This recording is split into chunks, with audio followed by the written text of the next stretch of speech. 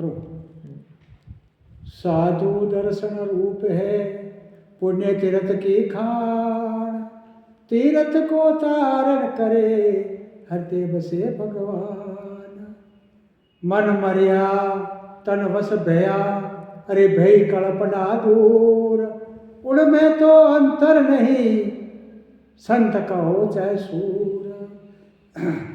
हाँ, संतों को पारस गुरु से तोला गया है, नापा गया है। पारस सोने के स्पर्श में आते ही, लोहे के स्पर्श में आते ही सोना का रूप बना देती है। जो लोहा कसी कोदाली और सामान्य कार्यों में कम कीमत वाला धातु काम आता, वो पारस के स्पर्श में आते ही कई गुना कीमत बढ़ा देता है। और वही सोना नारी पुरुष के जेवरों में काम आता है और उसकी बहुत बाजार कीमत करता है। वही सोना राजा रानी के मुकुटों में काम आता है और वहाँ भी वो बहुत ही बड़ी कदर से माना जाता है। हे भाइयों, जिस लोहा की बिल्कुल गति नीचे थी, जमीन खोदने की थी, उस धातु को पारस के स्पर्श में आते ही उसे राजा का मुकुट तक पहुंचा दिया और उसकी सराहनीय कीमत कर दी, बाजारों में उसका खूब अच्छा मान कर दिया।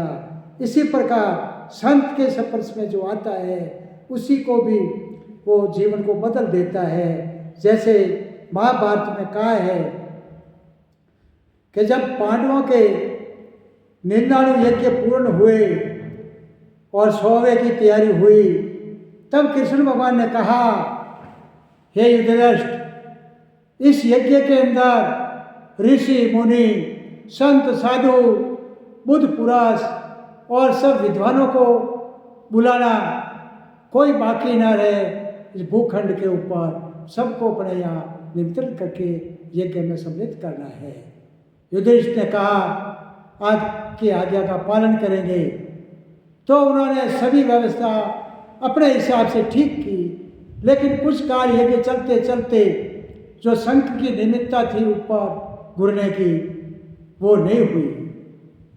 तो युधिष्ठिर ने कहा, हे भगवान, आपने कहा था कि देवदत्त नाम का शंख जो उससे निमित्त किया गया है वो घुरेगा तो आपका 100वां यज्ञ पूर्ण होगा। लेकिन सब संतों ने भोजन कर लिया, सब ऋषियों ने कर लिया, सभी प्रकार के मानवों ने यहाँ भोजन किया, फिर भी वो देवदत्त नाम का शंख घुरा नहीं। तो आप बताओ कहाँ भूल आई है? कृष्ण भगवान ने बोला, आपने न्योता देने में या संतों को बुलाने में कई भूल की है, चूक गए हो। तो युधिष्ठिर कहते हैं, भगवान अब हम उसे ढूंढ नहीं पाते, आप ही अपने हिसाब से इसका रास्ता निकालो। जब कृष्ण भगवान कहते हैं, हे युधिष्ठिर, आपने जो यमुना नदी के किनारे सपच मुनि तप कर रहे हैं, उनको न्योता नहीं दिया है और उनको न्योता दे के बुलाना जरूरी है। तो न्योता के लिए आह्वान किया कृष्ण भगवान ने। तो भीम ने बोला, भगवान मैं जाके उनको बुला के लाता हूँ। तब कृष्ण भगवान जी कहते हैं, हे भीम, तो राजसभा को लेके वहाँ मत जाना, वो संत हैं, आप समझ के जाना। तो भीम जब सपच मुनि के आश्रम में जाते हैं, उन्हें प्रणाम करते हैं, तो सपच मुनि जी कहते हैं, भाई आप कहाँ से आए, आपका परिचय दो और क्या काम आए। जब भीम जी कहते हैं, मैं राजा पांडव का ज्येष्ठ पुत्र हूँ भीम, और मैं आपको न्योता देने आया हूँ, हमारे युग में आप आओ और भोजन प्राप्त करो, ऐसा हम कहने आए हैं, आप कृपा करके पधारो। तब संत जी ने कहा, हे भीम, मैं 3 घरों का भोजन नहीं करता हूँ, राजा, वेश्य और अकर्म, इनके घर का भोजन मैं नहीं करता हूँ। यह शब्द सुनते ही भीम के मन में ऐसा गुस्सा आया, रोष आया कि एक मामूली सा आदमी आज राजकाज को इस प्रकार टुकरा रहा है, इसकी क्या सामर्थ्य है, मैं इसको एक गद्दा लगाऊं तो पाताल में पहुंचा दूं। इतने में संत महात्मा अपनी एक कुटिया छोड़ के दूसरी कुटिया में चले गए और वहां से पुकार रहे हैं, हे भीम तुम यहाँ आओ और जो चटाई पे मेरी माला है उसे भी साथ लेके आओ। जब भीम उस माला को उठाने लगे तो माला मानो करोड़ों मन की वजन वाली लग रही थी। वो बार बार प्रैक्टिस कर रहे थे पर भीम उस माला को नहीं उठा पा रहे थे।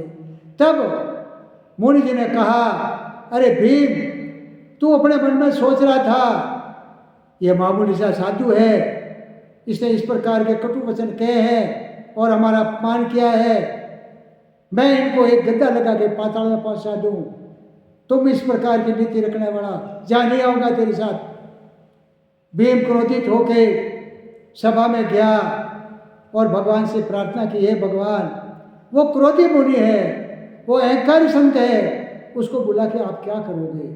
तब भगवान ने कहा, हे कृष्ण, हे भीम तू अपने आप में सोच, अपने आप में तू सोच और शांत रहे। तब कृष्ण भगवान ने माता कुंती के सामने नजर की। माता कुंती जान गए कि कृष्ण का भाव है कि आप जाओ। तो माता कुंता ने रथ में बैठ के महात्मा जी के यहाँ, ऋषि मुनि के यहाँ जाने का ठाना और वो रथ में बैठे और आश्रम से कुछ 200-300 कदम पे ही रथ को रोक लिया और पैदल बिना जूते वो संत जी से मिलने के लिए जा रहे हैं। चलते चलते जब आश्रम के पास पहुँचे तो मुनि जी ने देखा कि कोई माता कुंता पधार रहे हैं, तो वो खुद खड़े होके सामने मिलने को जा रहे हैं। तो माता ने मिलते ही कहा, महात्मन आपको हमारे यज्ञ में पधारना है, हम न्योता लेके आए हैं। तो संत जी क्या कह रहे हैं, सपच मुनि जी क्या कह रहे हैं कि माता जिनके घर में 100 यज्ञ होते हैं उसी के घर में भोजन करता हूँ।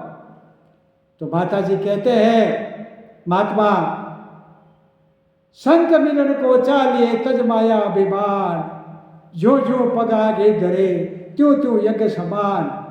अब मैं वहाँ से चल के आई तो मेरे कदम आप गिन लो और एक एक कदम यज्ञ के समान गिनो, आपके 100 यज्ञ मान लो और बाकी के मेरे झोली में दो। तो महात्मा समझ गए कि भी मुझे जाना ही है, क्यों माता अति विद्वान है और गुणी है। तो वो संत महात्मा माता जी के साथ में महलों में पधारे। महलों में आगे उनकी तैयारियां चल रही थी।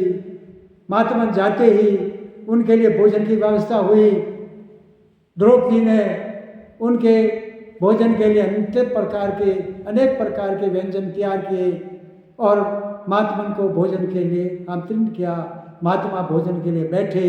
महात्मा का नियम था कि वो 5 ही गिलास आहार के लेते थे। तो उन्होंने जितना अपने आहार की जरूरत थी 5 गिलास की, उतना उस व्यंजनों में से ले लिया और भोजन की शुरुआत की। शुरुआत करते ही संत की आवाज़ आने लगी, लेकिन द्रौपदी के मन में खोट आया। द्रौपदी कह रही है कि ये राजसाज को, राज व्यंजनों को, राज भोजन को क्या समझे। इतने में वो शक बंद हो गया। बंद होते ही कृष्ण भगवान दौड़ के आ गए और बोला, बताओ किसके मन में खोट है, ये शक बंद क्यों हुआ।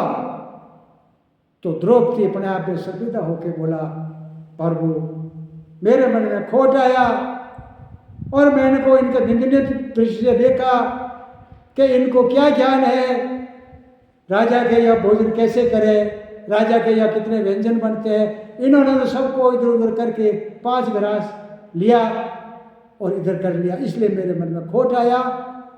तो कृष्ण भगवान कहते हैं, अपनी क्षमा महात्मा जी से मांगो।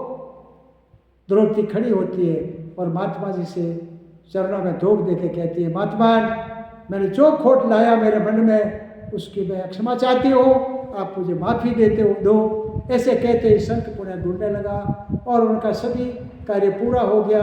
चारों तरफ ढोल नगारे बजने लगे, जयकारे होने लगे और कृष्ण भगवान ने उन महान संत को बहुत सारे उपहार दिए, बहुत सारी भेंटें की और सम्मान के साथ में उन महात्मा को उनके आश्रम तक उन्होंने पहुंचाने की व्यवस्था की। तो ऐसे महात्मा जो बहुत दुर्लभ है, हमें बहुत दुर्लभ है, और इनका ज्ञान प्राप्त करके ही हम आगे बढ़ सकते हैं, विज्ञान रूप को प्राप्त कर सकते हैं। इन महात्माओं के लिए कहा है